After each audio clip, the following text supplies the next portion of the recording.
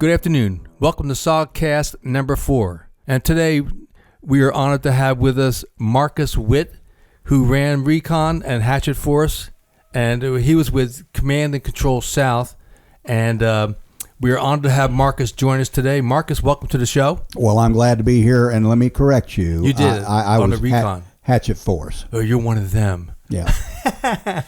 And so for I wasn't a brave soul like you were, Bill. I was just young and dumb. a commoner. Yeah, there we go. And so for our first-time viewers, SOGcasts are interviews with men who served in SOG during this 8-year secret war. And it had the highest casualty rate during the war. Of course, we didn't learn that till after the war, far after the war. But we ran missions across the fence in Cambodia, Laos, and some into North Vietnam. And the missions varied from bomb damage assessments to wiretaps, prisoner of war snatches, picking up enemy soldiers because they're good intel. And today we've invited Marcus because he's another member who served in SOG.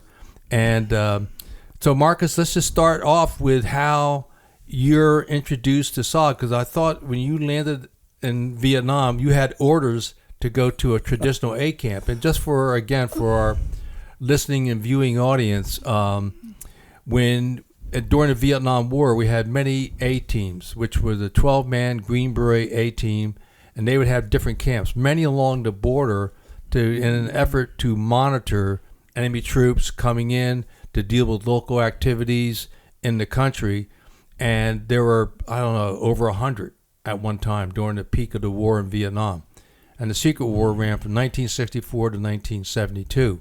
So you landed in Saigon, or was it Cam Bay? Yeah, Cam Bay is where I came in. I had actually come from. I almost lost my mind. I actually came from First Group on Oki. Oh, is that right? I was assigned to First Group out of Training Group, and went into Okinawa, the First Group B Company. Was actually assigned to the Halo team, although I never got the Halo. But the Halo? Oh, I guess I need to say that, don't we? High altitude, low opening. There we go. So I did a lot of parachute packing, learned how to pack the chutes. Did a lot of jumping, but didn't do any actual Halo other than a couple of practice kind of things, but wasn't official. Right. So I did that for about 7 months. Oddly enough, one of the first assignments that I was myself, and there were 3 radio operators that came out of Bragg altogether, myself, Thomas Michaels, and Mike Blackwell. All 3 of us came out of Training Group, went to First Group, and were assigned. I don't think Mike was in B Company, but anyway, we were all signed together. And one of our first training missions with First Group was learn how to be bus drivers. No.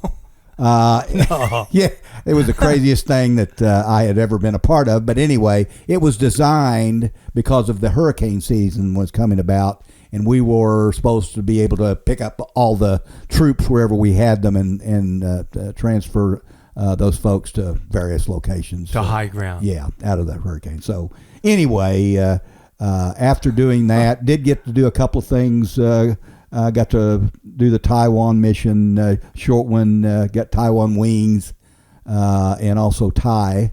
So I was fortunate to do that. But then I just got tired of the bureaucracy, I guess you could say. So Indeed. I volunteered for NAM, and Mike and Michael Thomas eventually followed.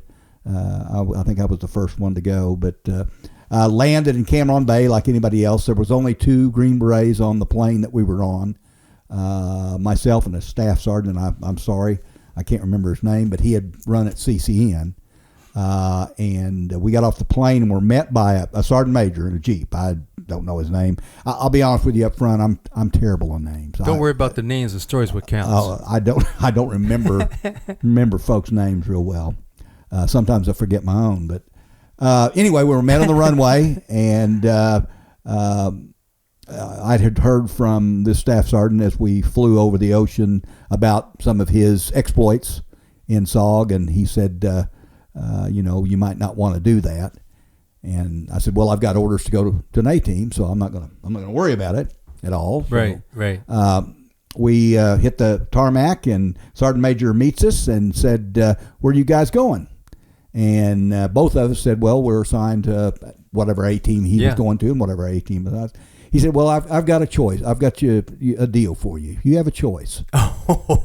We need people in SOG, and you can volunteer for SOG, or you're going to a leg unit. Your choice. Ooh, the leg unit. Yeah, so I looked at the E6. I'm an E5, he's an E6, and I said, what do you think? You've been there. And he said, I ain't going to leg unit. And I said, well, I didn't want to go either. But anyway, long story short, we volunteered, and he went on, I think he went back to CCN. I went to CCS as a radio operator, and that was the first assignment at CCS was in the TOC as a radio operator. Right there, let me just update where we are, because in the early part of the Secret War, there were 6 FOBs, 1 through 6, and FOB 5 was at Bami Tuit. FOB 6 was Honak Tau. Okay. Then at the end of 68, they consolidated, and they moved the personnel from FOB 6 to Bami Tuit. Bami Tuit then became CCS, Command and Control South. Kontum became CCC, Command and Control Central. And up north, they pulled together FOB 3 and 4 and 1, combined them at Da Nang, which had been FOB 4. And so when you land, there were 3 major bases, and each had launch sites. So you land there and then take it from there. Okay. So you get stuck in the combo bunker for a little while. Yeah, I'll get stuck in the combo bunker. They were real short on radio. I mean, and I'll say this on my own, good radio operators. Because back then we were using one-time CAC pads. We were using CW. And for our viewers, listen, you explain what the one-time CAC pad is. Okay. That was a coated pad. It was, half-inch thick, tissue-thin pages. And I can't remember, I believe it was 30 groups of 5 letters each. So there were, if I remember right, it was 30. Does that sound right? Close enough for government work. Okay. Yeah. And you would encode these, and it was a pretty easy process once you learned that BA equaled Y. Anyway, so you would use that in your daily OPSEC.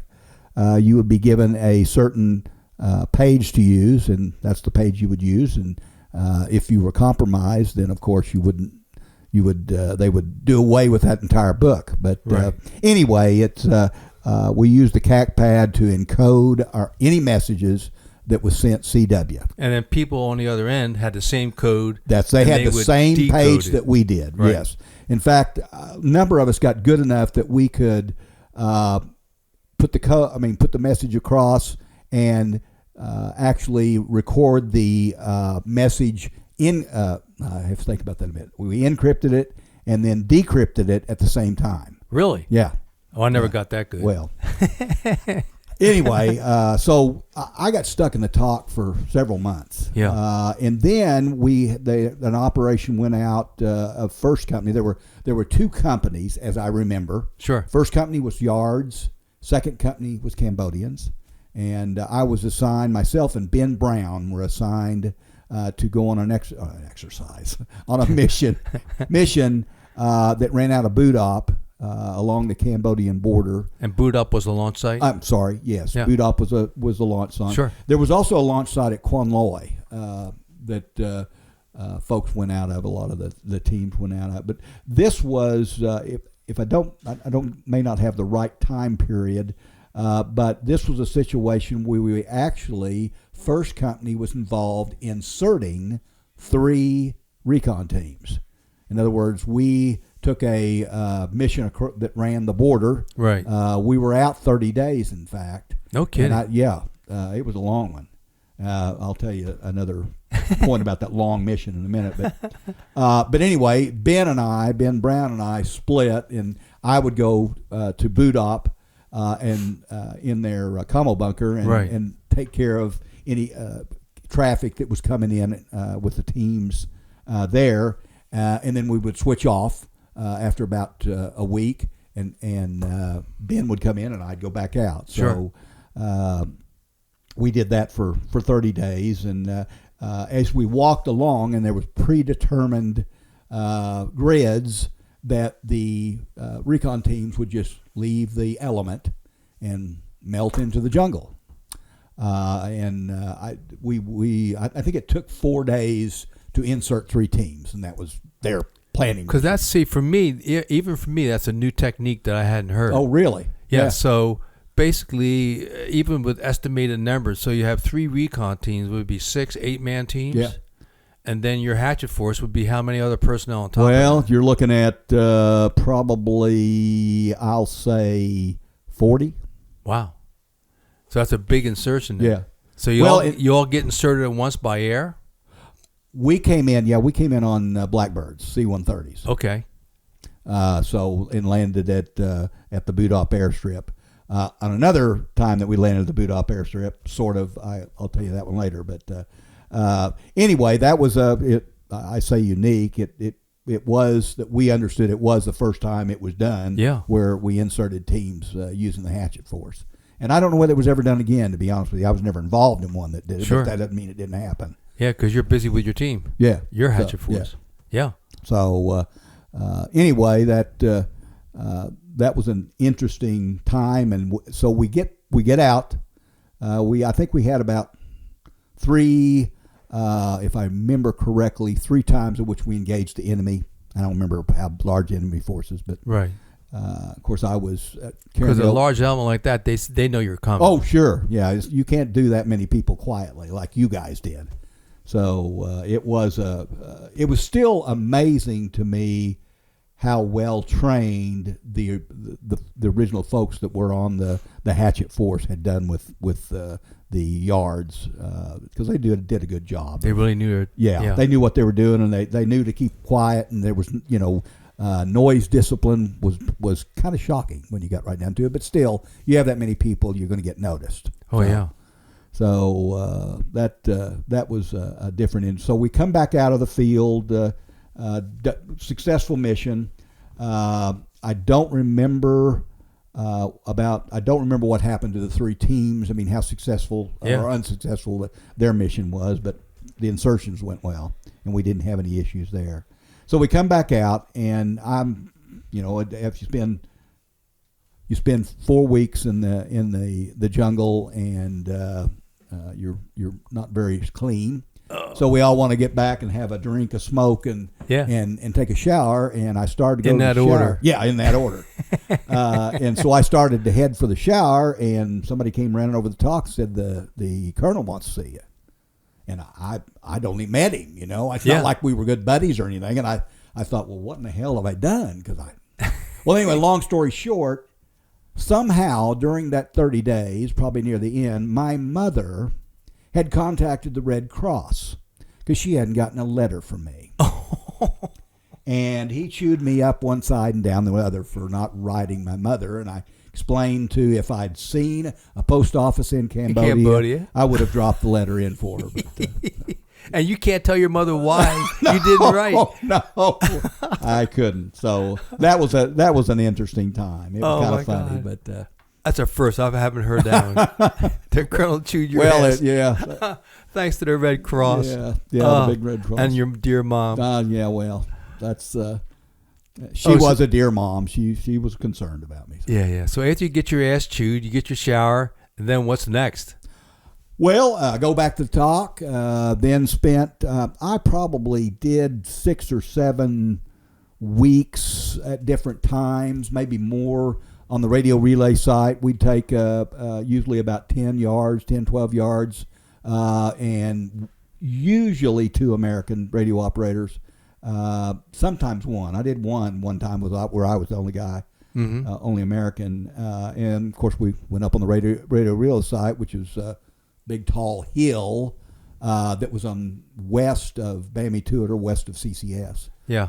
Between CCS and the Cambodian border. And communicate as best we could with all Fox aircraft. mic. Yeah. Yeah.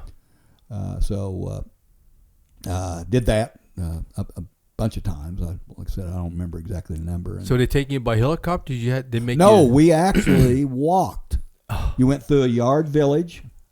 It never made any sense to me either, but we actually walked from the compound to the radio relay site. And I don't remember it. It was probably 7, 8, 9 clicks. I don't remember exactly, but I remember one night, myself and Bill Davis, we were up on the hill, and basically what we did when we weren't communicating was we were rebuilding the site. Right. Sandbags deteriorate and all that kind of crap, and some people do a good job of taking care of things. Some people don't. So we were rebuilding, and got evening time, and of course the yards got their meal, and we got our sea rats, and we're actually sitting in the bunker, and all at once mortars started dropping in around us, and in fact one of the tubes was actually walking. You could see it was walking it up that hill, and so we got on the radio and came back to talk and said, hey, we got a problem. We're being hit by mortars, and we need some help. And I don't know how long it was, probably 5 minutes. Somebody came back on the radio and said, oh, don't worry about it. It's friendly. It's ours. And Bill and I looked at each other, and I think Bill was talking to him and said, I think those mortars will kill us just as dead. You need to get it stopped. Somebody got wise and finally did that. So. Oh, no, really? Yeah, it was another wonderful, funny thing that's happened to us radio operators. So, interesting. Indeed. Because the radio relay sites had a bad history of getting overrun. Yeah, now I don't think this one, to my knowledge, ever did. It's got probed several times, but, it never, to my knowledge, ever got overrun. They just didn't get around to the final attack, but they did the probes just to see how serious you got were. probed all the time, so you were always on high alert. You didn't not do your due diligence in regards to setting up security. So eventually it comes time for the Cambodian incursion. Yes, in fact, it was I guess the one I remember the most is one when the Big Red One was scheduled to go into Cambodia. Right. And all teams, all the Recon teams, I don't know how many were involved, did all the intel for that incursion. And just for background, during the reason why there was a secret war was that American troops, our government agreed not to have any combat troops in Cambodia or Laos. The communists did the same thing. However, the communists, being lying scum that they are, ignored it. Amen. Publicly, they stated that they respected the neutrality, but they never did. They tried to, and they overtook Laos, majority of Laos. They had the Ho Chi Minh Trail that came down into Cambodia also. And at one point in Cambodia, they had over 100,000 troops staged. They would go across the border, attack South Vietnam, then go back into Cambodia, into the sanctuary. So years prior, many a general wanted to attack, but the politicians or somebody would not allow them to go in. Finally, in May of 1970, we had the first official, they called it an incursion into Cambodia by the Big Red One and many helicopter units. Right. But meanwhile, quietly behind the scenes, we had SOG, and your role, part of that was? Okay.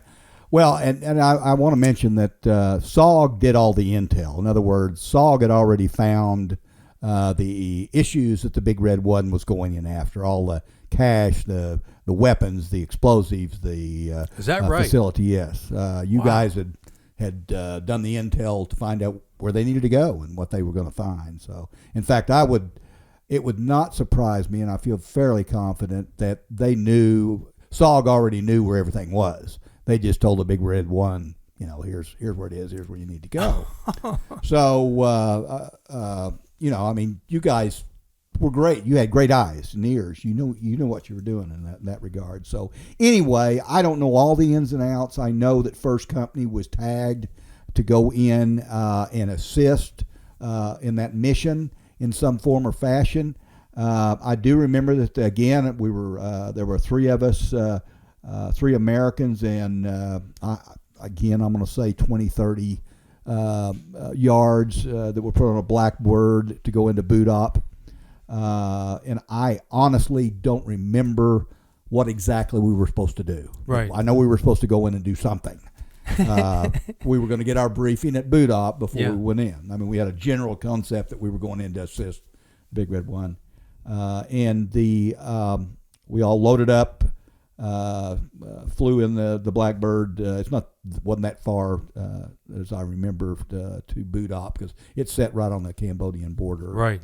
And so we just started to make our approach and land at the runway, and we got ripped from the nose to the tail. 51 cal machine gun just tore us to pieces. Shrapnel flying everywhere, and I told Tilt earlier that probably the scaredest I'd been because you have no control. It's not like you can stick your weapon out the window and shoot back. Plus, if that plane crashes, you're probably going to die real quick. So at least with the weapon and the enemy in front of you, there is a chance you can get away, as you well know. Indeed. So anyway, the pilots, which I didn't know who the pilots were, as you were between the storage area of the C-130 and the pilot compartment was a black curtain, and you couldn't go there. Right. I guess we didn't have the clearance to do that. Certainly, I didn't. But anyway, we got shot up, and the pilot was able to get control of the plane, pull it back up, learned that the hydraulic system to the wheels was knocked out, and I can't remember whether it was the nose wheel or the wheels in the rear that could be cranked down. I think it's a nose wheel, but I won't swear. Was it back ones? Okay, I'm sorry. It was a back ones. Yeah.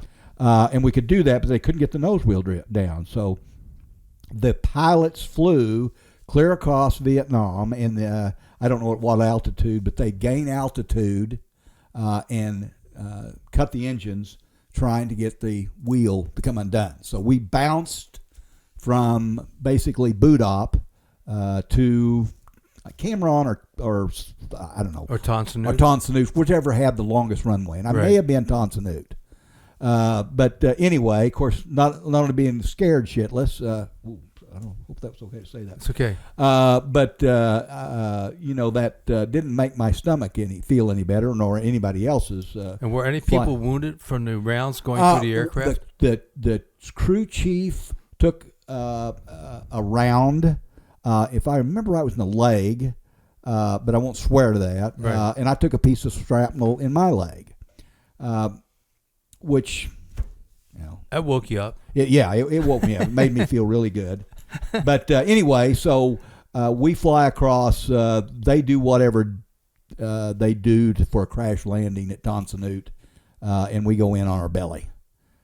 Sparks flying everywhere, and our E7, and I can't remember his name. He was I guess acting first sergeant, really, you might say. Yeah. He told us that once we landed, that we were to put a perimeter around the aircraft, and that we were not allowed to allow anybody on that plane unless they were SOG. So we landed, and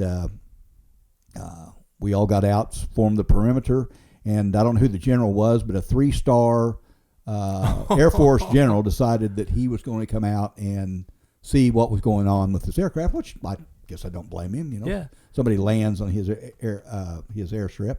With a crash land somewhat spectacular. Yeah, he made and he made a big hoorah about getting on it, wanting to check it out, and the E7 told him he couldn't get on the plane, and the general was rather insistent, but Sergeant turned around to all of us and said, "Lock and load." We did. And that general turned around and left. You did, and he didn't. Yes, that's exactly right. That was fantastic. Oh, what a great moment in time. So I don't remember what happened to the Yards and the other 2 Americans, but they pulled me at Ton Son Nhut and flew me up to Pleiku. And Pleiku is where all of the enemy materials that they were pulling out of Cambodia was being dropped. And I don't remember what SOG had to do with that, but we had something and they needed a radio Pleiku operator. was one of the refuel bases for CCC. Yeah. Oh, for CCC, okay. Yeah. Well, anyway, they sent me up there as a radio operator, and I was to maintain communications long range into Cambodia. From there. From there. Yep. Wow. So I don't know what the reasoning was behind it. Just did what they told me to do. But there's kind of a funny story about that. I of course, was doing my deal, and I had to go somewhere in a Jeep. I don't remember where it was, but I had to go get something or take somebody somewhere. No, I must go get something because I didn't have anybody else with me. So I'm going down through the area, and I guess I was speeding and got stopped by the MPs. No. And, of course, I'm a E5. I don't have any insignia or anything else on. But, of course, the MPs stopped me and asked me what unit I'm with and, various and sundry. And I said, I'm sorry, I can't not say. I'm, Marcus Whitt, 546682111, whatever it was. And anyway, I quiet. And so they put me in handcuffs, and one of them drove the Jeep I was driving to the command post, the MP command post, and took me into a captain. And, we had our little card that said get out of jail free. I never knew before whether it actually worked, but we got in there, and the captain, again, asked me name, rank, serial number, what I was doing, who my unit was, how many of us there were, and of course I didn't say anything, and I just handed him the card. And I don't know who he talked to. You dials the number that in Saigon, and whoever it was, I never had another problem again because they dressed the captain down, and he turned to me afterwards, and they said, take the handcuffs off, escort Sergeant Whitt to wherever he needs to go, and make sure that he has no delays whatsoever. So I got in the Jeep and left. That was kind of funny too. So. Yeah. So anyway, as I think we know, the mission turned out well. Got lots of stuff. I remember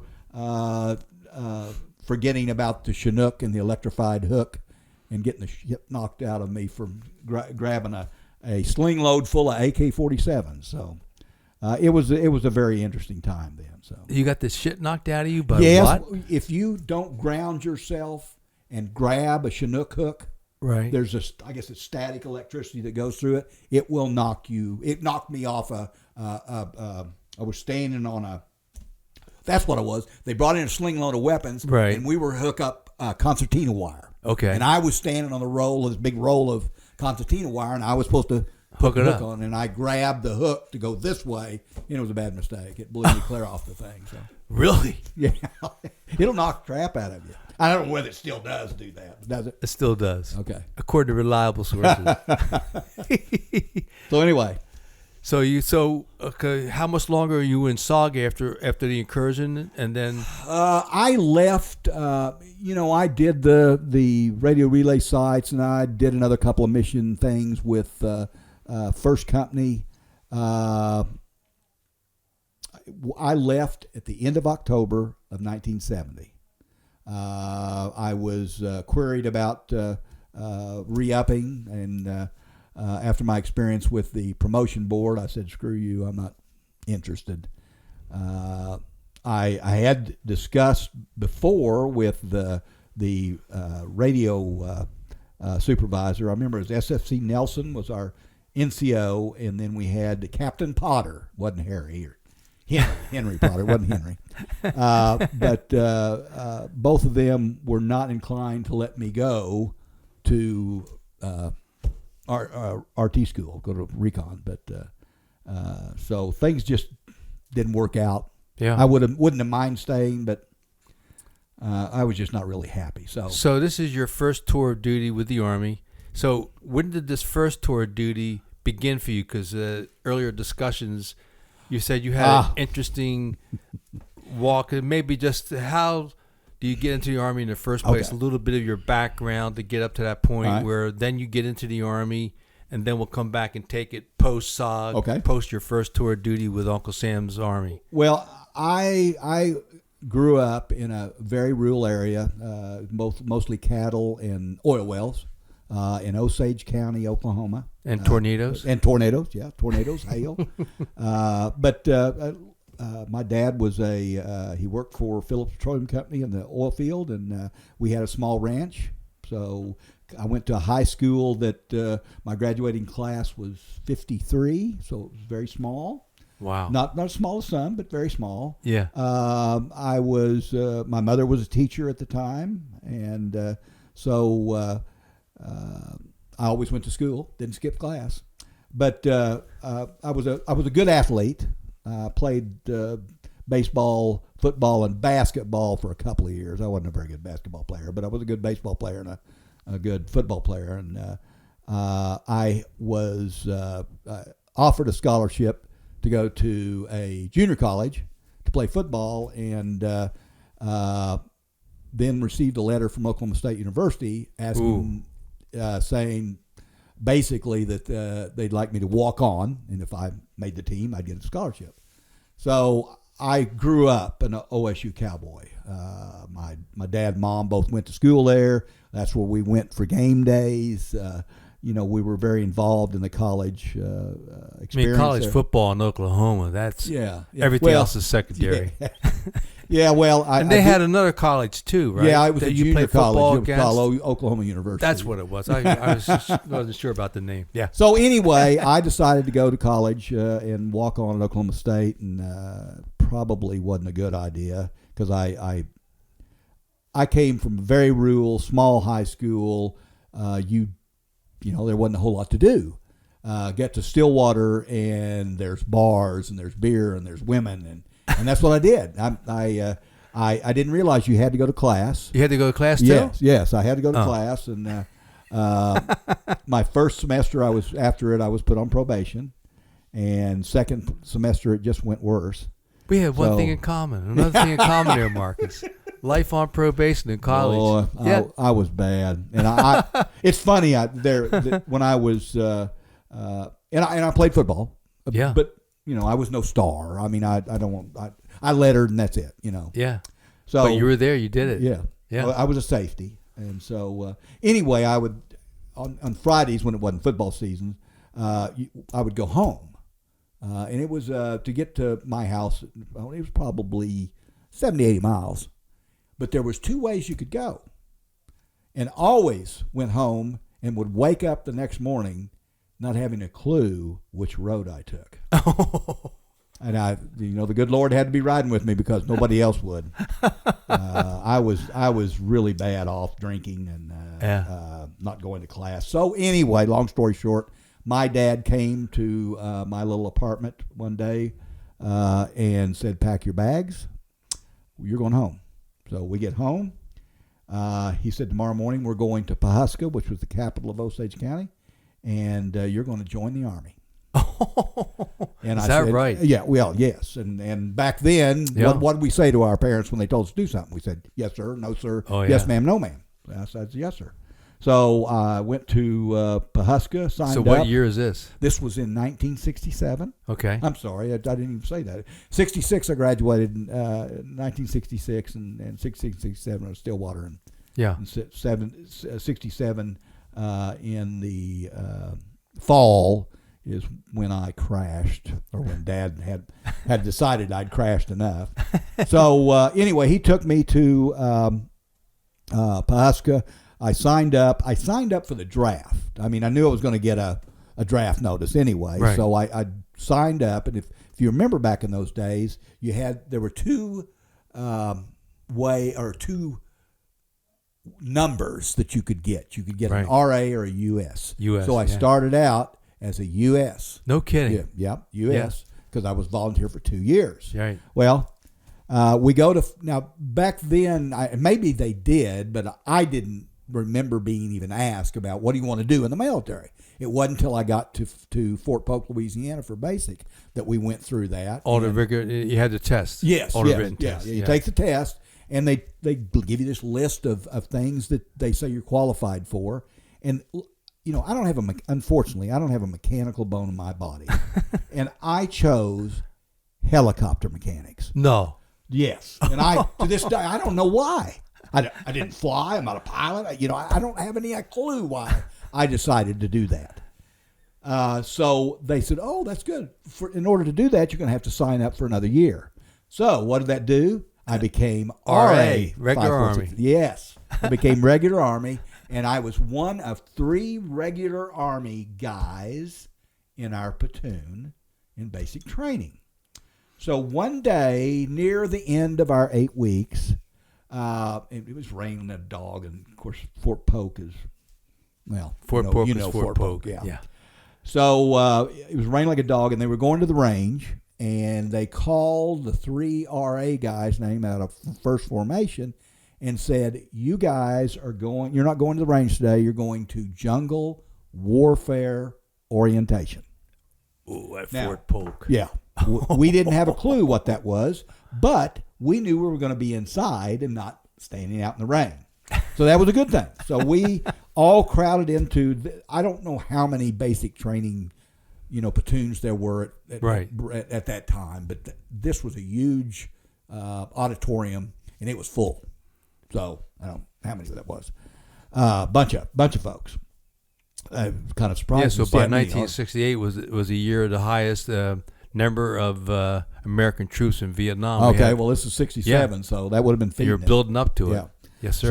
So we go into that, and out from the stage walks a guy that's got the shiniest boots I've ever seen, jump boots. Oh, yeah. Has his Cochranes. Yes. Has the jungle fatigue starched. Oh, my God. Has a green beret on his head. Yeah. And he was the first enlisted person, or really Army person, that didn't start out with UMFs. So I thought that was pretty good. I thought, he's a good guy, So he gives his spiel about Green Berets and tells us that, you got to take a physical test, you got to take a mental test, and if you pass those, we'll send you to Fort Bragg and all that. Anyway, long story short, I did the deal, did good. One of very few out of that entire auditorium that got to go to begin. And so they sent me to Fort Leonard Wood for 12 Bravo, learn how to blow things up mainly. And then I went to jump school. When I was at jump school, they were filming the jump part. I wasn't in that, but jump part of the Green Berets there. The movie at Benning. starred John Wayne, yes. Yeah. So, and I remember seeing it at Bragg, seeing the movie and laughing about some of the things that took place, and then you get to Nam and find out, well, it really does happen that way. But anyway, I went through, got the SF training, was going to be a medic, went through 91 Alpha. Really? Went through 91 Alpha, and I don't remember when that decision was made or. All I know is I went to 91 Alpha. Sure. Went to 91 Alpha, and we were supposed to go to 91 Bravo at Fort Sam, but they called us in formation one day and said there's a delay of 90 days. I guess 91 Bravo got backed up or something, and said you have a choice. You can switch MOSs, or you can pick up pine cones for 90 days. Oh. Well, I thought that doing something would be picking up pine cones. So I volunteered to switch to, and they, any of the others, and I went. I don't know why, but I went radio operator. I'm glad I did because I got to be good at it. But that's how I ended up at Bragg and went through. I do remember the first phase. We had phase 1, 2, and 3 back then. Right. This was in 60. Let's see, this would have been in 68 and 69. You went through phase 1. And phase 1. I remember there was an SFC Torres. Do you remember Torres? No.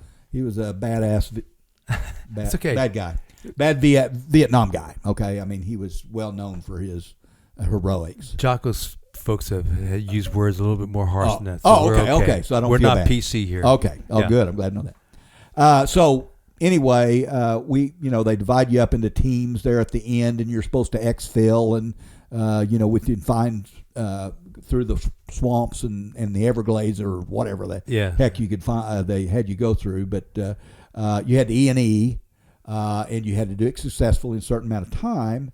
And they dropped us off out of Deuce-a-Half in the middle of nowhere, and there was I want to say 6 of us couple of officers. Of course, you didn't. Oh, really? You had officers? Yeah, a couple of officers and 4 or 5 enlisted. Yeah. I don't remember.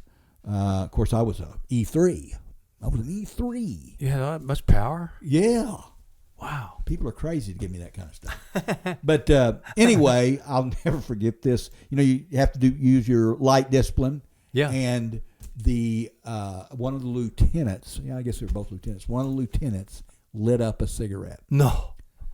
And all I heard was this growl coming from behind us. We turned and looked, and of course I didn't know who he was at the time. Before this happened. SFC Torres like to tore that lieutenant's head off. Come screaming out of the woods and just, annihilated him for light discipline. I certainly understand it. But the scary part was he told all of us he was going to make sure that we had to do this again. Ooh. And I'm going, I can't do this again. I'm not going to do this again. Yeah. So we go, he leads us. And I was so impressed with his ability. I swear he could go through a brick wall and you wouldn't hear him. He was the most stealthy man that I'd ever. Yeah, I just couldn't believe it.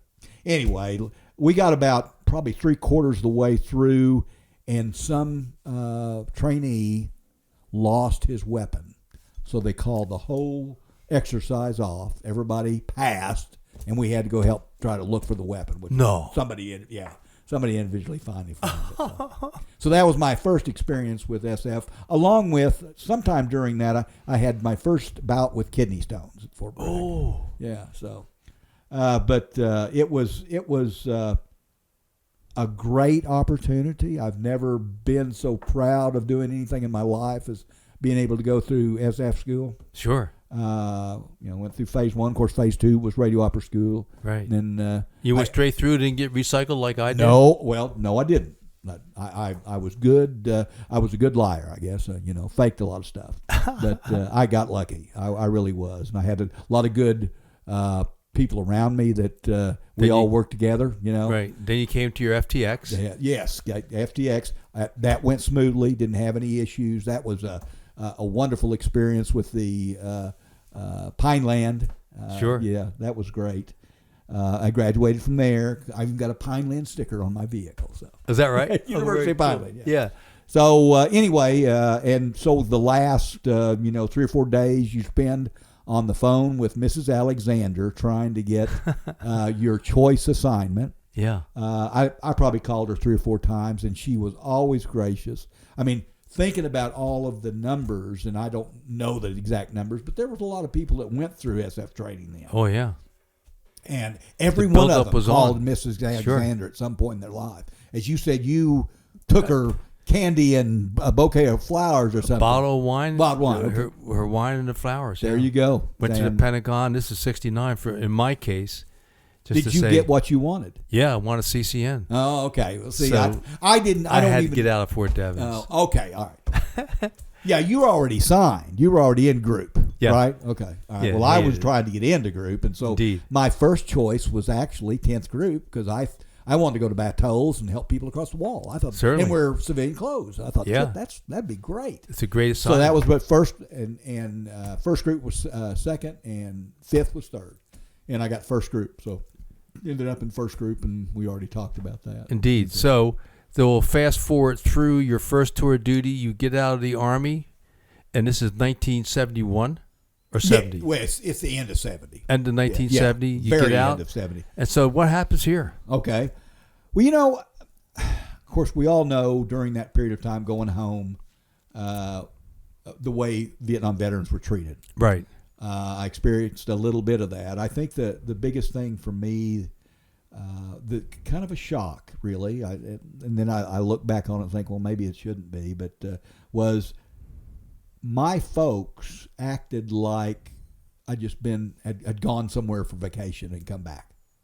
There was no discussion about how was it, are you doing okay? I mean, it was really odd. Yeah.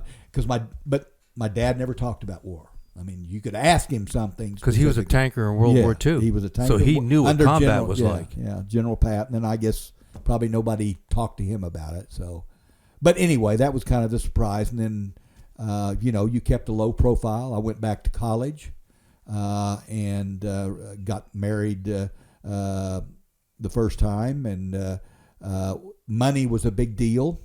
And I happened to be down at, had gone from a junior college, got my associate's degree and went to get my 4-year degree instead of going back to Oklahoma State because they probably wouldn't have taken me back so soon. I went down to East Central State College, which is down in southeastern Oklahoma, 4-year school. And I was on campus and ran into one of the ROTC guys, and he was a Green Beret, wearing his beret and the whole bit. No kidding. And he and I hit up a conversation. I, of course, told him about my background. He said, "You need to join the 12th." And I didn't know anything about it. Sure. And I said, we never heard about it. Yeah. in going through Fort Bragg. No, not a bit. 11th and 12th were reserve groups. 19th and 20th were the guard groups. And so I got.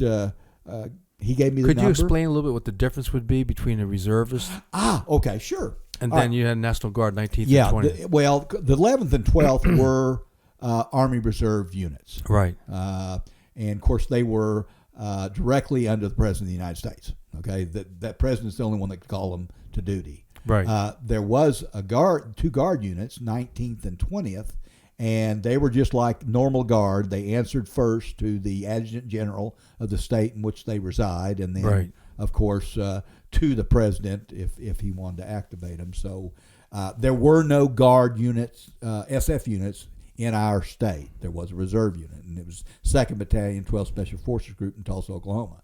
So I ended up joining them, was an E5, made E6 real quick. I actually went into the battalion TOC initially, and then I was assigned to A211 as a senior commo man and spent 10 years initially with the 12th Group, 2nd Battalion, A211. And then I because of financial things, I needed to get promoted. And I was an E7. Needed to get promoted and get, to help the family budget. And so a friend of mine in the town in which I was living offered me an E8 position in the unit that he was a battalion commander for. So I left and became a E8 Master Sergeant in a personnel and administration battalion. But you got the promotion. Yes, I got the promotion. So that worked good, and of course I several years in that unit and several other reserve units. Then I ended up in. So this is during the 80s into early 90s. Yes. There's not much going on. The Army's being reduced. Yes, and the one big difference that I saw between the Guard and Reserve, between the 11th and 12th, 19th and 20th, is the 11th and 12th very seldom got to do anything. Right. I mean, we did some missions along the border of Mexico back in the drug days, when the drugs were coming across heavy. We would go out there and sit on the border for hours upon end. If you saw anything, you had to report to the Border Patrol. Yes, exactly. Because of posse comitatus. Yes, exactly. Indeed. Yeah. So, but that was really about it, other than training missions, Alaska, Panama, those kinds of things. But still, a training missions and you're out of country. Well, that's true. Yeah. I mean, you just kind of brush over that, but still, like the whole idea of packing up, gearing up, you go to another country. Yeah. Jump in usually. Yeah, we made a lot of jumps in the 12th. I've always, I've loved jumping. I would have. I love to be. We tried to go to Halo School, for instance. Right. We never got to. I didn't get to go to Jump Master School until I became CSM. Really? Of 12th Group, 2nd Battalion, 12th Special Force Group, Fort Campbell, 5th Group's. No kidding. Jump Master School course. Wow. But anyway, I happened to be in a USAR school as a CSM. I'd made Sergeant Major. I was in charge of enlisted courses for this USAR school. The United States Army Reserves, what USAR stands for. And they were responsible for doing military occupational specialty courses throughout the United States to Guard and Reserve members. Called Schoolhouse to the Soldier. So I happened to be on the second floor. Our unit was on the second floor of a reserve unit and a reserve building, and the first floor was occupied by 12th, A Company 12th Special Forces Group, and so A Company was located in there in Oklahoma City, which battalion headquarters was in Tulsa, some 90-some miles away. So one of the, of course, knew most everybody there, and so would visit with them every time we had drill. And so one of the guys came up to me and said, "Hey, are you going to apply for this CSM position at 2nd Battalion?" I said, "I didn't know anything about it." So they gave me the paperwork and had me look at it, and I looked at it, and I thought, well, I've only been Sergeant Major 3 years. There's probably not a good chance in heck that I'm going to get CSM, but I could at least get some experience in submitting doing a packet and submitting it. Again, for our listeners, the people in the ordinary world wouldn't know the difference between a sergeant major and a command sergeant major, and at that time, the whole rank of command sergeant major was evolving into the formal Army structure itself and into SF, because SF was beginning to grow a little bit then, finally. Yeah. Well, actually, the way people have asked me that question, the way I've always answered is that CSMs, Command Sergeant Majors, are at battalion and above. So they're not in company level. Right. Sergeant Majors are, they can be at battalion, but they're going to be battalion and below. And these are the top enlisted personnel. Yes, E9, top enlisted personnel. So I submitted my packet, and lo and behold, as you would figure, I was accepted. And it was kind of shocking because I wasn't expecting it at all. So I took my orders and showed up at 2nd Battalion, 12th Special Forces Group in Tulsa, Oklahoma, to begin my service, 4-year service as the CSM of 2nd Battalion. And you and I talked about it over breakfast, but had an interesting collision, so to speak. I walked in to report to the battalion commander, and he basically said, "What the hell are you doing here?" Yeah. Welcome. Welcome to 2nd Battalion, but you're not my. He actually told me, "You're not my CSM. Wilson Hunt's my CSM," and Wilson Hunt was at the time his CSM. But apparently, I learned that at some point in time, one of the full timers, because that position had been occupied by somebody for longer than it should have been. Right. That CSM pulls a 4-year tour duty. Yeah, tour duty for 4 years. So you get in, he's gone, then you do your 4 years. Now during that time, are there deployments there? Yes, there are some deployments there. Gosh, I don't even remember where they were, but we did have several. We had some there. interesting ones. It's not that; it was later on. Well, yeah, that one wasn't. In fact, that's where we did the border thing. Right. Was during that 91 to 94, and unfortunately, in 1994, the 11th and 12th Special Forces Group were deactivated. Right. Combat assignments were given to the National Guard by the Pentagon, and the Army Reserve, the Reserve Forces, became combat support and combat service support units. So it was a black day for 11th and 12th Group soldiers. We did have a number in the Oklahoma area that were able to get on, and I never do quite remember 19th and 20th. Right. I know one of them was in Utah, the headquarters, and one was in Maryland at one time. I don't remember which one is which, but I do know that there was a unit, one of the companies was in the Mississippi area. And so a lot of the Oklahoma guys did get on with SF in Mississippi, but nowhere could I find that anybody wanted an E9, which isn't surprising. I didn't mention earlier that 12th Group was kind of somewhat of an oddity in its environment of how far we reached, because as a CSM, I had to do a lot of travel. Right. And I said our battalion headquarters in Tulsa. A Company was in Oklahoma City. B Company was in El Paso, Texas. Ooh. You'll love this one. Charlie Company was in San Diego, California. Right. And we had A teams strung out from Oklahoma all the way out to the West Coast. So wow. And Charlie Company's now up in Orange County. Oh, is that where it is? North of San Diego. Yeah, they just redesignated again. I'll be darned. That's interesting. So anyway, that's I pulled a stint there, and then of course when it deactivated, I actually ended up in the 95th Division and assisted in setting up 2 brigade headquarters. I was a brigade CSM, 3rd Brigade and 4th Brigade, and eventually served my time, or did the time that I could serve in the reserves. I actually went to, in 2002, I got an assignment to Bosnia, and was in Bosnia for a year, all of 2002. So what unit were you with then? I was with Stabilization Force Bosnia, and we were located at Camp Butnir, which is in just outside Sarajevo, Bosnia. We had 34 nations. I was mentioned earlier that I used to have a meeting once a month with all the sergeant majors. We would have a meeting with 32 country sergeant majors. Wow. It was unbelievable. And some of them couldn't speak English, and I certainly couldn't, like Italians. We had a rough part there. And so by that time, the conflict there with U.S. involvement, UN involvement, that had been going on for a year and a half, 2 years? Oh, yeah, several years. Okay. Yeah. I think 98 maybe. And you had to walk. CJ Sodif was there on base.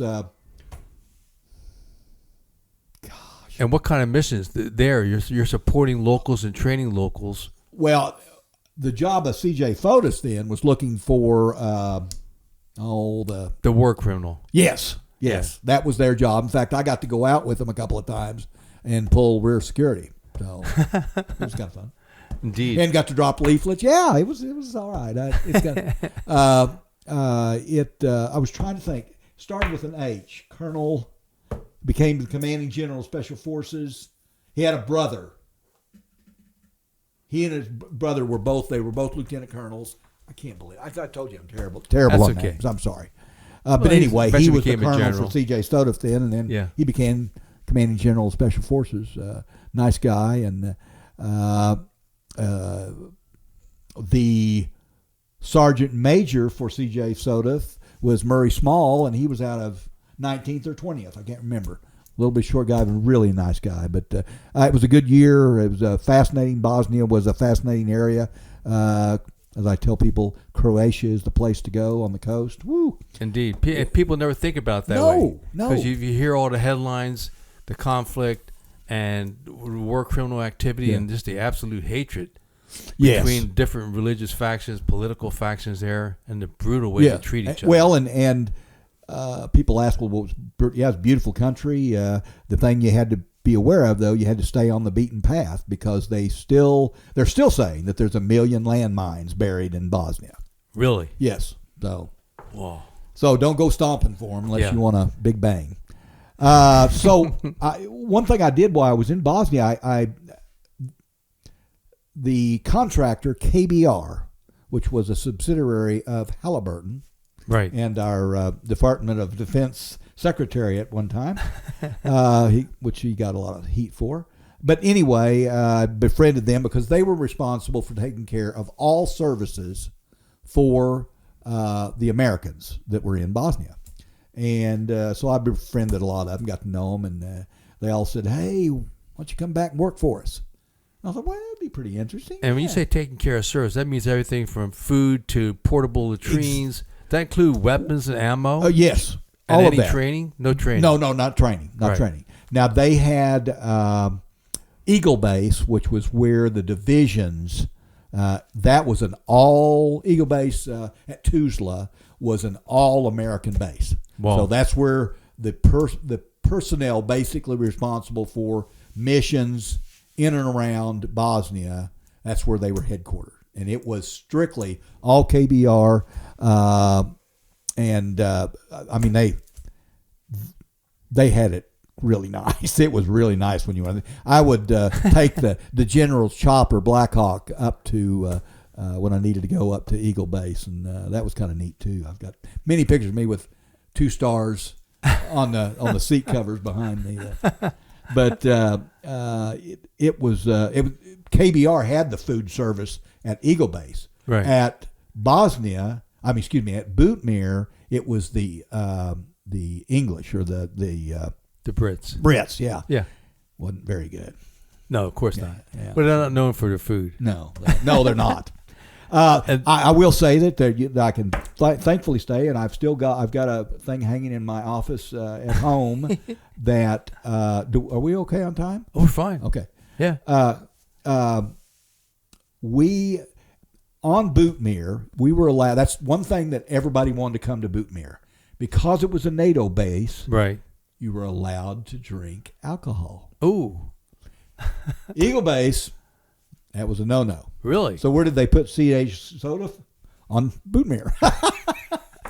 So a lot of the countries in most of the areas, except for the major buildings, were made out of the Connex type buildings. And so the battalion commander of the personnel, American personnel, Mm-hmm.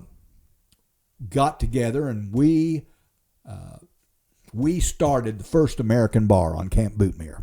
All right. That was our legacy. This is after you got out? Huh? You're still in. Oh no, I'm still in. Yeah. I've got many pictures of me in uniform in our bar. We sold good cold Sarajevo beer, and it was a money maker. It used to be the German bars where everybody went. We got the American bar up and running. Germans didn't have anybody to go to. It was great. You had to see it. It was. Indeed. We called it Sam's, and it was soldiers, airmen, Marines, and sailors. Very good. But anyway, that was a good time, and I ended up going home after my stint year there, and due to some job situation I was involved in at the time, I figured it'd be better if I left. So I decided that I was going to try KBR. So I contacted them and did what they advised me to do, provide them. They said they provided me a date. And so I went to Houston, Texas for a week and did their orientation, had to go through their health exam, and stood in line the last day to receive orders thinking I was going to Bosnia. And when I got mine handed to me, I got orders to go to Amman, Jordan. Ooh. So, never been to Jordan before. But, and what's the time frame here?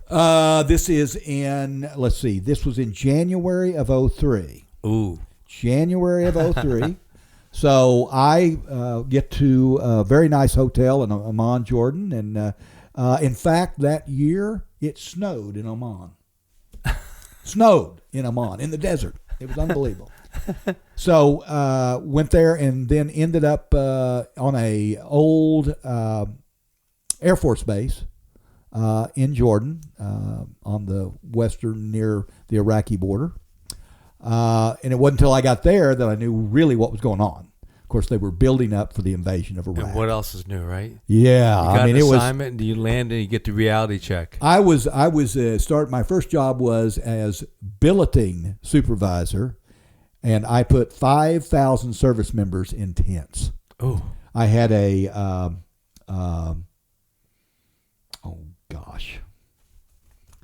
what's the green tractor?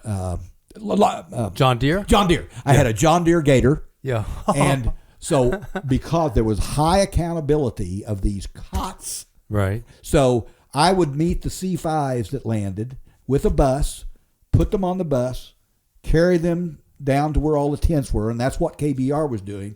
They were building these. They were tents, but they had 2x4 sides and doors, and then they added heating and cooling units. Sure. So we would put 12 to a tent because they weren't going to be there that long. So I would then go down to this massive gated facility and take my key, open up the lock, get in, pile 12 cots on the back of this gator, tie it down, and then off I'd go to have them sign each cot out. It was amazing. So you go through that process, and you're there for the actual invasion. Yes, I jumped off. Yes, in fact, I was very fortunate. 3rd Battalion, 5th Group came in. On March the 17th, I believe that was the date, when they went across the demarcation line about 3 o'clock in the morning. I was standing with them as they moved out. I was wishing I was with them, but unfortunately I couldn't do that. So we started tearing down the camp after that, and in July, I believe it was the 7th of July, I flew into Baghdad, and I was assigned as a camp manager of a newly building camp at Al-Hilla. And as I was telling you and your wife earlier, right where this place was basically the start of civilization. Tigris and Euphrates River came together. The entire Babel base you could see from the air, or at least that's what they said it was. Right. The Hanging Gardens, one of the wonders of the world, was there.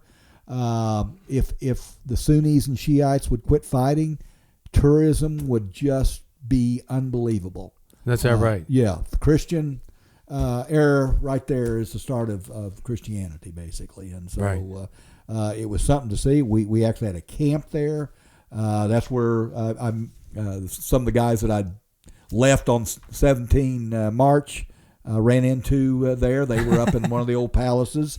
And from 5th Group, 3rd Battalion. And so I served in Al-Hilla. Then I went to Kabbalah as camp manager there. Then I went to the Green Zone in Baghdad as a operations manager for all of Iraq, KBR. And then I got on with a little security company because, gosh, they were paying the most at that time. Indeed. So I actually did. That's the word we always hear about, but never actually get to actually. That's exactly the way you Yeah. played the game as a contractor. Sure. You went to the greenest pastures. So I went to this little. They were actually out of Nebraska, and they were an Indian tribe, and they Really? had this little contract in the talk for doing threat assessment for the ambassador and his staff. In other words, I worked night shifts when I worked for them, and we would take intel and help the folks plan their route for the next day, wherever they were going in Baghdad or outside of Baghdad, and take in all the threat assessments and do other reports. So I did that for. And there were plenty of threats there. Oh yeah, there was lots of threats there. It was an amazing time. I mean, there was lots of bad stuff, and certainly I wasn't involved in that, be a contractor most of the time. I mean, we had some things happen that it'd been nice to. If you work for KBR, when you work for KBR, you were not allowed to have a weapon. Really? Yeah, because they were under military. They were under U.S. DOD contract. So your security was the United States military. And you couldn't drink alcohol either. So your situational awareness had to be really sharp. Yes, it certainly did. I always, every time I got in a one of the Humvees, I looked at what I thought would be which guy or young kid, when the shit hits the fan, he's going to drop his weapon and I'm going to get it. Like, which one is it? So, but anyway, I did that night thing for a while, and then I actually worked for Blackwater for about 3 whole months. They weren't wild about SF guys at all. They were, more the Navy SEAL guys, but I worked for 3 months with them. Left to take another job with, what was the name of that? Well, it was out of Framingham, Massachusetts. That's what it was. Framingham, Massachusetts. And they actually were in charge of building the hard cuffers for the DFACs and through the State Department. What's a DFAC? Oh, dining facility. Indeed. Sorry about that. Yeah, that's okay. I forget. I know. And over some large meeting types of buildings. When I was there, they weren't putting them over sleeping containers, but I understand that they eventually did that. But it was a system that looked like a pole barn, and it went up over these tall structures, red iron, and the first layer was about 3 inches thick of a tin and foam substance. And then below that was what they called e-glass, and it looked like a sheet of plywood, kind of, but it was honey colored. Honeycomb. And it weighed 160 pounds a sheet. And they put 2 of those sheets all over the top of the facility, but I don't know, 2-3 feet below the metal roof. Right. And it was designed. The way it was designed, it was to withstand up to 122 millimeter rocket or mortar. The rocket or mortar would come through and would hit the tin and the foam, and that would detonate it, and the e-glass would deflect all of the shrapnel. It worked. So that was a refinement of building bunkers that began in Vietnam and Khe Sanh, A camps. Yeah. So you have something when the mortars and like you said, exactly, up to the old 122. sandbags. You'd do 3 or 4 thick Layers, or more layers. We did the same thing in Iraq. The contractors that I worked for, we didn't get e-glass, but so we would take the living containers that we lived in, and we would put 3-4 layers of sandbags, fill sandbags. By the way. It's important. So, So, that was the last company I worked for, but I worked for them in Basra, the Green Zone, and in Al Hilla. So, and I came home in 2008. I was things were getting a little hairy. I'd in Basra, when I first went to Basra, we started that project for the State Department there, and you wouldn't spend 5 minutes outdoors, and all at once the rockets and mortars start coming in on top of everybody. Wow. So we had to stop construction, and so they eventually sent our crew to Baghdad. So we went and worked there. My last stint was back at Basra, and it's kind of funny because I was security manager is what I was. I was taking the place of another security manager who was going home, and so I called him. I said, "How's the enemy situation? How's the rocket mortar?" Oh, he said, "Oh gosh, it's almost done. We haven't had an attack in a couple of weeks." I said, "Oh well, that's great." So I get down there. The first night I'm there, we took in 24 rounds. So I figured somebody's out there. I said, "Hey, Whitt's back. Let's make him feel us." Our new target's here. Let's make him welcome. So I was standing outside the hooch late one evening, and a round came in, and there was a backhoe back behind where I was, my sleeping container, and took out the backhoe, blew shrapnel through my sleeping container, and it didn't hit me, thank God. But I did at that point. I said, "Yeah, my son's getting ready to start football. I think it's time for me to go home." So, yeah, no kidding. So how many years at that point? 5 years. I spent 5 years. Is that right? Yeah. Yeah. It was interesting, very interesting, and I don't regret a bit of it. Yeah. Had a good time, and it was a way for me to stay in contact, involved with the military. I've never gotten that out of my blood. And so when you go back, is this where you find that that unique niche in reserves and some of the federal law where you've been doing work there, which is a fascinating lesson learned this morning over breakfast? Yeah. That's interesting because you and I talked a little bit about it at breakfast, and I came back, and a good friend of mine just retired from the National Guard and took over as the paid employee because of the Employer Support of the Guard and Reserves, ESGR. And ESGR is an office of the Secretary of Defense, under the Secretary of Defense. See, I'd never heard that. Yeah, it's weird. It's all volunteer except. Every state and territory has an ESGR organization, and usually there's Texas. I think may have 3, but most states have 1. I don't know what they call it. Yeah, well, Texas is so big. Yeah, and California I think has probably the same as Texas. Yes, but they have 1 full-time person. The rest of them are all volunteers. So the mission of ESGR is to educate service members, that's Guard and Reserve, and employers on the law USERA, the Uniformed Services Employment Reemployment Rights Act. And this is critical, particularly these days when so many Reserve and National Guard units are going to combat and coming back. It is unbelievable. That's what I was doing Saturday. Sure. We brief the USERA to service members and their spouses or families prior to them deploying and when they come back.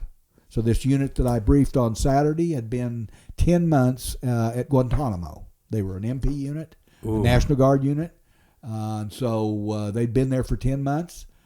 So we talk about what their responsibilities under the law is and what the responsibilities of the employer is, like getting your job back. If you don't get the exact job, then it's equal pay and equal status of what you left.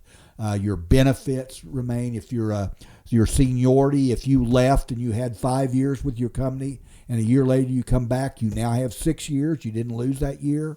Making sure your health care starts again, yada, yada. And if there are issues, if there is a problem that a service member has with his employer because of his service to the country, then he can either call an 800 number or go through our website, www.esgr.mil, and submit a request for a case to be filed with ESGR. And that time frame is pretty tight. Yeah, well, it really is. It's you have to make it through Washington. Everybody says, "Oh gosh, we'll never hear that again."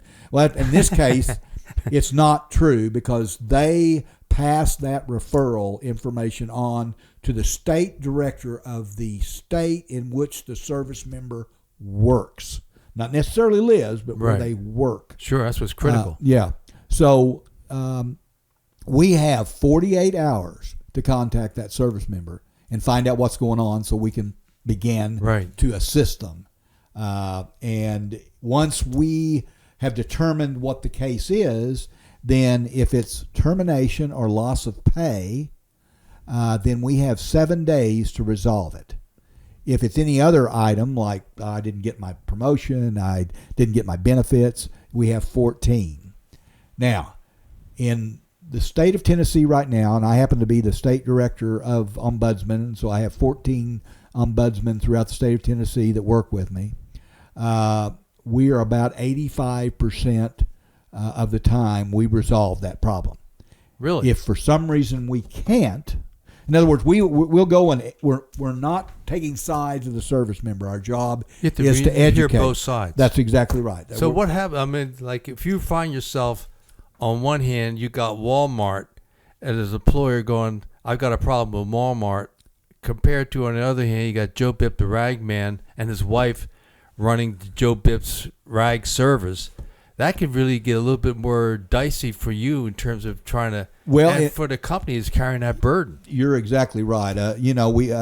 Walmart, if they lose an employee for a year and have to replace them with somebody, it's not big on their agenda. It's not going to affect them that much. But Joe Blow's welding service that has 3 employees, and you're going to take away one of them for a year, that's rough. And you got to pay all the benefits and everything while they're gone. Well. Now that's not true. Okay, a company can decide to provide health care, can provide salary, can do other things for the service member while they're gone. The law doesn't require them to do anything. Oh, is that right? Yes. See, I'm learning something here myself. Well, the law basically says that when you return, you get your benefits back. Right. Now, again, I don't think Walmart... they may do. Some of them will pay their complete salary while they're gone. Yeah. Some of them will make the difference. If you're a E5, Joe Snuffy, making not a whole lot as an E5 in the military, and maybe he was an executive at Walmart. They'll make up the difference. So, but that's up on them. They do not have to do anything other than that, other than make sure that they can't terminate them while they're gone. We have a number of situations, number of cases we'll work. They'll call or write the service member and say, "I'm sorry, you're not going to have your job when you get back." Yeah. Yeah. So that's where we intervene. If we aren't able to resolve it, then we give the service member the name of the DOL, Department of Labor. It's called a DOL vet. They're the ones with the hammer. They're the ones with the hammer. You're exactly right. So most companies, they don't want to hear from the Department of Labor. No. So that's us saying, we're going to resolve this. We're going to help you resolve it. If we can't, we have to turn it over to the Department of Labor. We'll turn you loose. Man. So anyway, it's a way for us to stay involved with the military, but it's also a way to give back to our country. Indeed. So it's like, to me, that sounds like a major give back after how many? 37 years? 37 years, yeah. In the service, and then now, how many years you've been doing this? I'm on 11, I believe. 11 now. Yeah. So 37, 11, that's about 48 in my book. Yeah. Yeah, and it all began after a little tour of duty with First Group, and then a tour of duty in SOG, running Hatchet Force missions, and I'd never heard that before about a Hatchet Force going out and then having recon teams just sneak off, inserting on the most clandestine way. It was like really I said, cool. I don't know whether that was the only time or not. Like a stay-behind mission almost. Yes. You drop them. I believe that's what they called it, if I remember right. Now that you say that, stay behind. Yeah, I don't know what I'm talking about, but I'm guessing, well, but it sounds good. right, and it worked. So at this point in time, sir, would there be any other little interesting tidbits or closing thoughts here as we head down the final trail to get you back on going back to East Tennessee, your RON? Well, I will say that I've always felt that I don't have a whole lot of heroes, but all SOG recon men are heroes to me. What they did, what they experienced, the unbelievable courage that it took to do what they did in the face of hundreds sometimes of enemy is unbelievable. And you guys, I'll never forget you. I just feel a very small little part for being able to one of those guys that help support that kind of thing. Well, from run recon guy to a Hatchet Force, I said I never wanted to do Hatchet Force duty because you're big enough to go out and raise hell for a little while, but it's not really big that you can go overrun an enemy. You draw a lot of attention, a lot of enemy attention. So did you. So, and so I think we'll close on that note, sir. And you're also a member of the Special Operations Association. I'm glad you said that. You've done some fundraising there with a unique group, the SOA Riders. That's exactly right. How soon we forget. And I guess some reason... Director, I should say Mr. Director. Yeah. Let's see, in 2019, I believe it was probably around June, July, September, our director of the SOA Rider, Tom Carroll, passed away unexpectedly. Yeah. Great man, had really done an unbelievable job of maintaining the Special Operations Association Riders, which is a group of motorcycle riders that meet once a year at some place in the United States. We always have a ceremony at usually a Vietnam memorial in the area, but certainly a veterans memorial, and we honor the missing from SOG, both the direct guys and the support guys. And right now, I believe the number's 131, if I remember right. Yeah, total number. It's about 50 recon, then 80-plus aviators. So the aviators include everything from Marine Corps gunships, Scarface, for example. Then we have hundreds of units from the Army. 101st Comancheros, the Hornets, Green Hornets. The Green Hornets were down south. Yep. Primo, and that's of course that's Air Force. People forget that we actually had Air Force. That was the main support unit down south. We had the 195th down there that made historic runs and medal awards for valor there. And then across the fence, of course, Cambodia, you couldn't have SPADs, but we had them, and then fast movers. But all those that were now today listed as missing in action. So 131. And that number is part of the 1,584 Americans today from the war in Vietnam that are still formally listed as missing in action. That includes the Secret War, where we have our 131, and then for Vietnam, both North and South, Cambodia, and Laos. They got a couple from Thailand and the aviators, and they got 2 or 3 and somehow landed in China. But it's all part of the MIA story that for now, Of course, in the early part of the Vietnam War, early 1970, when you were there, it was the first time American families petitioned the enemy, the communists of North Vietnam, to treat our American POWs better. Yep. And since then, we've had the National League of POW MIA Families, which has advocated both with the communists and the American government to do more to bring them home.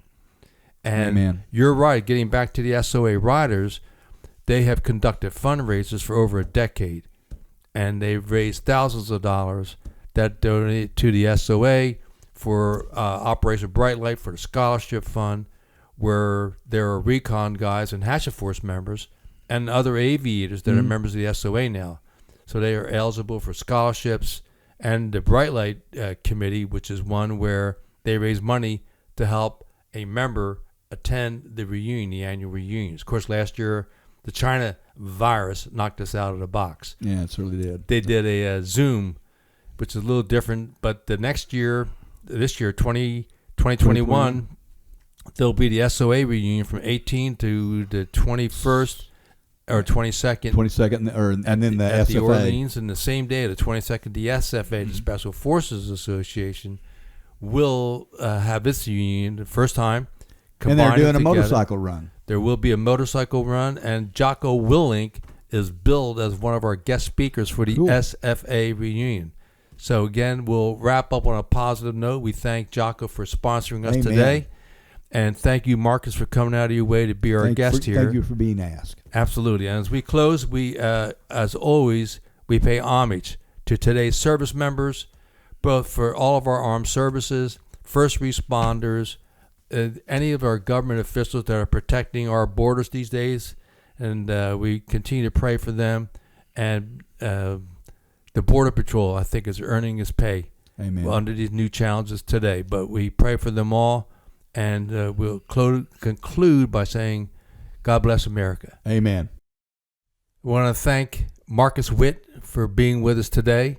And his story was different. It's another story of men that served in SOG. Unique angles. And with me is my mystery technician, who today will go by Tomas. We cannot reveal anything further about the mystery man. But mystery man, what's your reaction to our Command Sergeant Major's story? It's definitely it was definitely a switch from the all the guys we've done previous to this with them being involved in Recon and so getting that different glimpse, the way and you see the admiration, which is funny. You see that admiration that between a Mike Force and then to the recce elements, to the RTs. So. Yeah. That's nice to see, but I loved his stories. Definitely like the infill, how they did that, and I never heard that before for SOG. We had talked about it up north, and I know there were some teams that did stay behinds, where they had two teams that would go in, and then or like with Elder Barswell once, they went in with the team, and then they made it appear as though they were extracted, and they stayed behind. Right, and that makes perfect sense, right? They see you coming in, all these people. Hopefully, especially there, the jungle's so thick. Can you really see how many people? Yeah. Or are you making estimations? Like, oh, it looked like it was 50, but maybe it was 30, but we can't really tell. So we'll say 50 just to be on the heavy side. Well, all of a sudden later, it's like, well, no, maybe it was 30. Yeah. But hey, 6 guys just dropped off somewhere, and they don't know it. I mean, because you think about all the noise you make in that size of an element walking through. And then if you just all of a sudden slide off to the side, lay down, and just wait. Indeed. Wait until everything is gone. And, you just stay there for a couple hours or whatever. Hopefully nobody walks on you. But, if you're there and you just split off, and now all of a sudden it's quiet. And then if the enemy moves through, you can get an assessment on that and then move on through. Well, yeah, and Marcus, like everybody else we've talked to, the hardest thing is sometimes to get them to talk about themselves. Yeah, it is hard. They're so modest and down to earth about it. It's kind of like, well, yeah, I was here, I did that, and I was in Iraq. We were there when they launched, and even the support element. If you're still there, that's me. I'm like going, do you know where I was the day they kicked off? I was right there, or something like that. I mean, it's that moment in time. Yeah, but when you've done it as long as he has, what was it? 48 years. Yeah. In, dealing with the military one way or the other, either being in, or being a contractor working with, it's like, after a while, it's just, did I do anything? What? Nah, it wasn't really even big. Yeah, going through all that time in service and then helping the National Guard troops and reservists, that's such a vital volunteer position. Definitely. And 11 years. Yeah. I've done it for 11 years. Really? I didn't even know what it was, but it's a service that is, like we said very briefly during the podcast, which was, so many thousands of our Americans have served from the Guard. My stepson went in with the reservists and got attached to third ID, got blown up with third ID, thanks to some dumbass lieutenant that sent him out. And but what their full benefits are, and working with the employers on issues, and then having a success rate of 85% of the cases that come to them, they get them resolved before they go to the heavy hammer. Yep. And DOL, the Department of Labor. And I think a lot of companies actually do, they're not that way. Like back in the day when I was with a company with Verizon, I'll say it, they paid mine and made me whole and gave me benefits for 3 years. No kidding. Yeah, while I was in, when I made the crossover and was doing some stuff, they were literally paying me. So I was still receiving a military check, and I was receiving that check, plus I was receiving the benefits, which was really good. I think that's an outstanding, solution. Small businesses, that's a hard pill to swallow for a small business. Oh, I can't imagine. The fact that I think they would be more willing to work with you. I can't see companies saying, well, I'm sorry, you were gone for a year, so you're fired. It's like, you can't do that to these guys. They don't, they volunteered to join this, and yes, they volunteered to go into this and knowing they could deploy, but really you're going to kick them out. I guess I could relate it to like my dad's stories of when he came back from Vietnam, and it's like, I guess it's the same thing. Hey, you got drafted. You're going to Vietnam. And when you come home, everybody will hate you. Yes. It's like, wait a minute. I didn't go there voluntarily. Or I did. Yeah. But it's like, really? Why are we going to look at that? These guys are out there. You guys were out there doing these things, protecting our freedom, doing these missions that nobody else would really ever want to do. Or even in their right mind. I think there would be, Sigmund Freud would be sitting there going, so tell me a lot about your mother, why you'd want to do this. Yeah. There's got to be something. But at the same point, like, it's good. I think that was his story, Marcus's story is great. Knowing that he went from SOG all the way through Iraq. Isn't that something? Yeah. And then, I'm biased because I've been a member of the SOA now for 30 plus years. And the SOA riders have been one of the great volunteer groups, and they've done those rides. I mean, we're talking major donations, thousands of dollars. And over the years, they're over $100,000 donated. That's my awesome. estimate. If I'm free on June 9th, I'm definitely going to try and get out there to that ride up in Wisconsin. In Wisconsin, we'll see what it's like. Right amongst the cheeseheads. Exactly. Indeed. Yeah, I'll bring you back some cheese. They're not going to ride during the football season because they know where everybody's going to be. Yeah, they'll all be in the house or at the stadium. Indeed. There's no traffic jams on football day. Yeah. All right. Any other fine points here we should cover with Marcus? No, I think that was good. It was nice to hear a different side. Oh, absolutely. The Hatchet Force, man. Yeah. And see more about that. And so in the weeks and months ahead, we'll be interviewing more SOG men, which we will include Hatchet Force, because there are other Hatchet Force teams, one of which we had in the book On the Ground, where the Hatchet Forces on the ground made heavy contact for several days. Everybody gets extracted. The last bird taking the team leader out, in this case, is David Gordon, and this was 69, October or September of 69. Helicopter gets shot down on extraction. Was that the one on the into the river? No, Okay. This was another one with where the Lynn Black with Idaho went in, and he had a medic, Williams, that was a strap hanger. Incredible medic, and he was great in the jungle. And Captain On, the King Bee pilot, inserted them at night, and he was able to get that King Bee down. So the team got on the ground. So Lynn was there with Hep Sal, the team for Idaho, and then the strap hanger Williams, who was just a phenomenal medic. And they went in. They found the Hatchet Force team leader with a broken back. Oh. So Dave Gordon, they got him out. They never knew each other. He never knew who rescued him. Yeah. Lynn Black in Idaho did not know who they had rescued, who they got him out.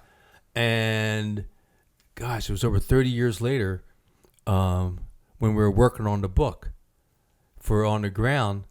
You know, Dave Gordon, I knew Dave because he was a member of the SOA. Right.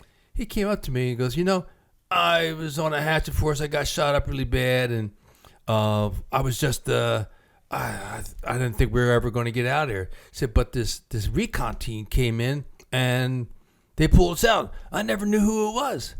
I go, really? And I was interviewing Lynn for the book, for the second book. We went back and we were talking to him. I said, you know, we had this Hatchet Force. I said, didn't you do a night bright light or something like that? I forget how the exact cover. So the bottom line was at the reunion, we got a picture in the book of Lynn meeting Dave. For the second time. Yeah. The first time it was too dark, they couldn't see. There's no facial recognition or anything. Just like get me and my broken back out of here. And they did. And the medic, Mike, Williams is his last name. I don't want to misspeak here off the spur of the moment. He went on to be a doctor. That's awesome. Just an amazing guy. Yeah. He's down in Texas somewhere now. But nice. I got to give him a call. But that's another story. That's a Hatchet Force story with a unique spin to it. So we will, in closing, we most sincerely thank all of our service members for defending our country in lands far and near. And we thank all the first responders and all of our federal agencies that are working to protect our country. God bless America. Until next time, we're out.